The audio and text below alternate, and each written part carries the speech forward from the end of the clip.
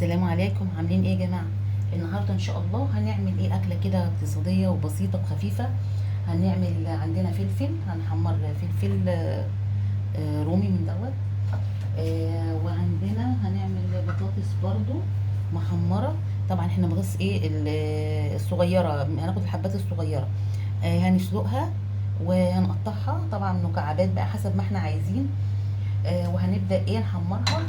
ولو في حد ما بيحبش البطاطس اللي هي المسلوقه عموما في التحمير، هنعمل برضو بطاطس مقليه عاديه. اكله خفيفه واقتصاديه وسهله، وشويه بدنجان محمرين مقليين كده. ونتبلهم طبعا. فاحنا هنمشي خطوه خطوه. احنا دلوقتي حطينا الزيت على النار. هنعلي بس النار كده عليها، نعلي عشان يسخن. وبعد كده هنبدا ننزل طبعا باول حاجه البطاطس، وبعد كده ايه الفلفل، وبعدين البدنجان، عشان احنا عارفين البدنجان ساعات بيغير لون الزيت او بيشرب الزيت. فاحنا دلوقتي حاطين على البدنجان شويه ملح. احنا مقطعين البدنجان شرايح اهوت، حاطين عليه شويه ملح او هنسيبه شويه. وبعدين طبعا هي المسلوقه تبقى افضل.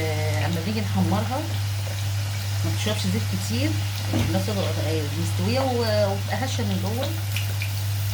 بس في من الولاد ما حدش بيحبها عموما، فما فيش مشكله.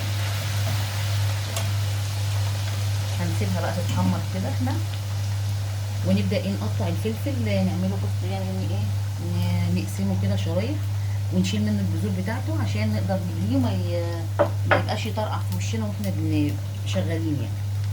طبعا واحنا شغالين كده بنخلص الحاجه اللي ورانا. البطاطس اهي طبعا معلقين عليها النار. احنا دي يا جماعه احنا بنقشرها وبعد كده بنحطها في ميه سخنه شويه. وملح ومعلقه خل، طبعا حسب الكميه. وبنسيبها ساعتين ثلاثه، ممكن من بالليل للصبح حسب ما احنا. طبعا واحنا برضو بنحمر كده، انا هقول لكم على حاجه. احنا لما بنحط الزيت اول ما يتقدح ونحط فيه بطاطس او بدنجان اي حاجه، انا بحط يا جماعه معلقه خل زي ما انتم شايفين كده. بيخلي يعني البطاطس او اي حاجه ما تشربش زيت كتير، وفي نفس الوقت الزيت ما بيتحرقش معانا. بس اما نيجي نحطها لازم نحطها بعد ما، يعني احنا دلوقتي حطينا البطاطس اهوت، مش هنحط قبليها عشان الزيت يقعد يطرقع والكلام من ده، لا احنا بنحط. ولو حاطين بطاطس، حاطين فلفل، حاطين اي حاجه، دقيقتين ثلاثه كده، ونبدا نروح حاطين ايه معلقه خل. بيحافظ على الزيت وفي نفس الوقت ما بيخليها ما تتشربوش، وما بيطرقعش زي ما بنحطه لوحده. فافضل وهو كده فيه بطاطس او في اي حاجه تانية بتتحمر. شايفين بيبدا بس يعني يعمل صوت شويه في الاول، بس ايه خلاص ما فيش اي حاجه تاني، بيتم بقى مظبوط، ما فيش مشكله منه. فانا حبيت بس اقول لكم الحكايه دي، انا برضو سمعتها وانا جربتها فلقيتها انها كويسه، وفي نفس الوقت الحاجه ما تشربش الزيت. وكده البطاطس اتحمرت، فاحنا هنبدا نشيلها. طبعا مقرمشه جدا، ممكن دي زي السناكس مع الاكل، ممكن لو حد بيحبها كده.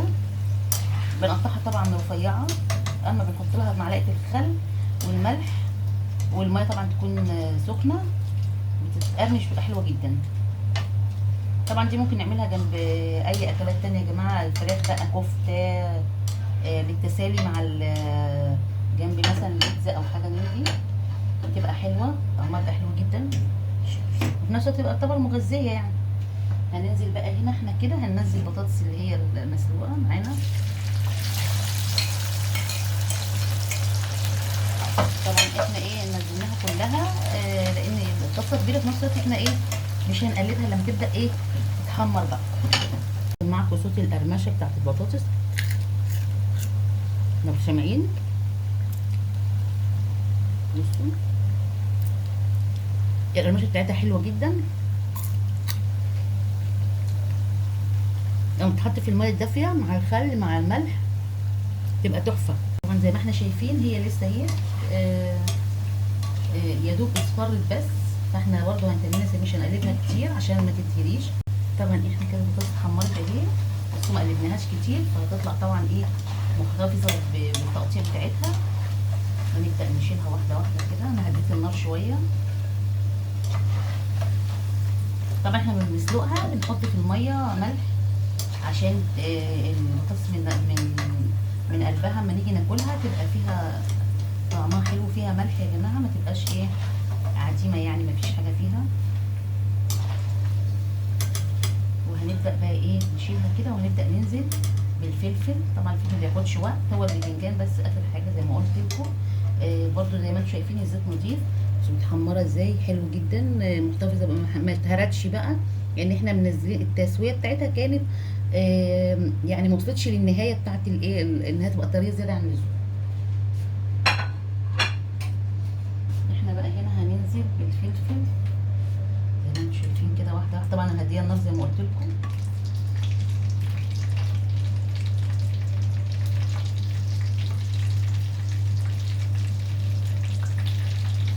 هنبدا نعلي النار شويه بقى. طبعا الفلفل ما بياخدش كتير وقت. ورجعت لكم تاني. احنا هنا بقى كده خلاص الفلفل هنشيل اللي هو اتقلى منه، اتحمر كده منه، ونحطه على المنديل.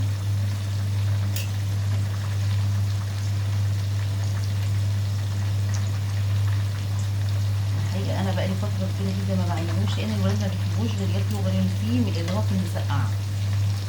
فانا قررت النهارده ان احنا نعمله واتبله لهم. ممكن ياكلوه جنب البطاطس المحمره. دلوقتي خلصنا الفلفل، طلعناه خلصناه وحطينه على المنديل عشان يتشرب بس لو في زيت. وحطينا الباذنجان، هنسيبه طبعا برضه يتحمر كده، وبعد كده نبدا نشيله. قلت لكم تاني احنا كده هنا الباذنجان اتحمر اهوت، والحقيقه هو ما شربش زيت برضه زي ما انتم شايفين. طبعا عشان احنا بنرش عليه ملح قبل ما نحطه يتحمر او يتقلي. وفي نفس الوقت اما حطينا برضو معلقه الخل كانت حلوه جدا.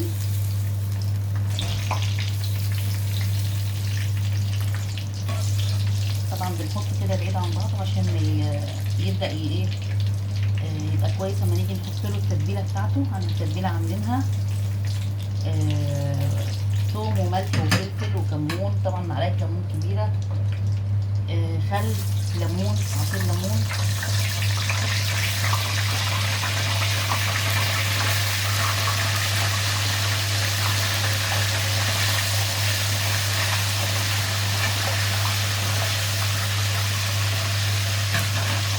طبعا اللي حابب يزود لها طماطم، حبه طماطم او حبيتين طماطم للتتبيله نفسها بتاعت الباذنجان والفلفل بتبقى حلوه جدا.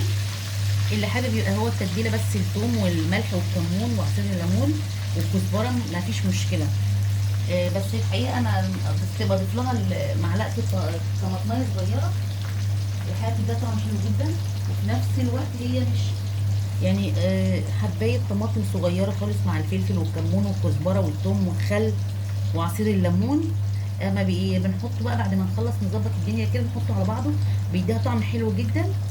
والمزازه كمان بتاعت الخل مع الليمون كده بتبقى حلوه جدا في الاكل. ولو كمان بقى التتبيله نفسها حاميه شويه تبقى حلوه جدا. ورجعت لكم تاني. احنا هنا كده حطينا الباذنجان خلصناه اهوت، فهنا هنرص في الطبق. ورصينا جزء من الفلفل، هننزل عليه برده جزء من التتبيله زي ما انتم شايفين. طبعا اللي مش حابب يحط طماطم يا جماعه انا قلت لكم دي اختياري. هو التتبيله عباره عن ثوم وكمون وليمون وكزبره ومعلقه كمون كبيره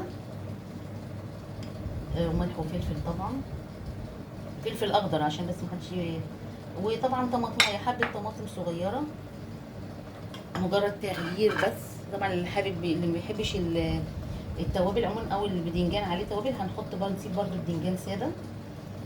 نبدا كده نحطه، بس هو مجرد تغيير.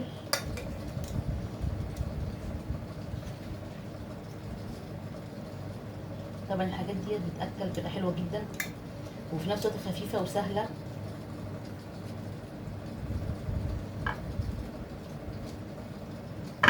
كده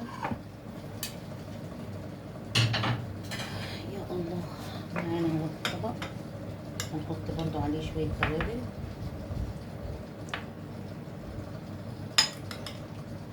انا بنحط عليه عصير الليمون مع الكمون وكده بيخلي التتبيله معقوله يا جماعه، مش زياده عن اللزوم. هنكمل هنا برضو الفلفل.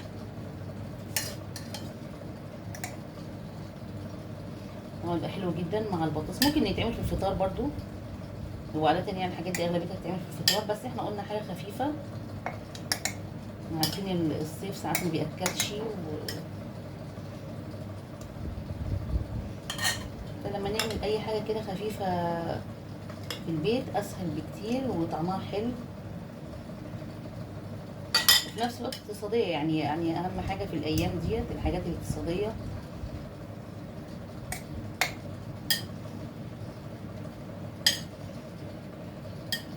ممكن برضه تنفع في العشاء مع البطاطس المحمرة، الناس اللي بتحب المخللات والحاجات دي مع الاكلات بالذات في العشاء بتبقى حلوة.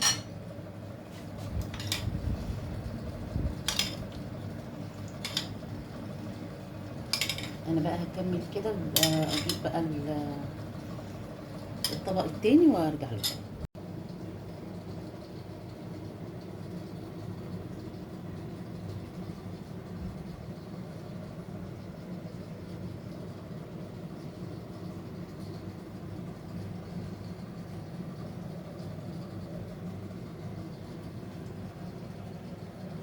قلت لكم تاني احنا هنا خلصنا بقى البطاطس المحمره مع الباذنجان المخلل. طبعا اكله اقتصاديه سهله وبسيطه وسريعه وخفيفه في نفس الوقت، والكل تقريبا بيحبها يعني. معانا الفلفل مع الباذنجان المخلل، عملنا له التتبيله بتاعته، الثوم وكمون وكزبره وفلفل اخضر. لو في شطه اللي هي البودر الناعمه دي ممكن، لو الفلفل حامي خلاص مفيش مشكله. ومعلقه خل ومعلقه عصير ليمون. ومعانا طبعا حبيتين طماطم حسب الكميه. انا حاطه بالنسبه للكميه اللي انا عاملاها الصغيره دي، حاطه طماطميه واحده. وطبعا التتبيله بتاعتها ممكن كمان برضو يعني اللي حابب ياكل معاها يحط منها على البطاطس مفيش مشكله، طعمها حلو جدا. اللي بيحبوا الحاجات اللي هي الحرشه زي ما بنقول كده، المتبله كويس. ومعانا هنا البطاطس المسلوقه مع البطاطس المحمره حلوه جدا. طبعا الاحمر ده مش شطه يا جماعه، دي بابريكا للون بس. لو عجبكم الفيديو لايك وشير وسبسكرايب، وبالهنا والشفا.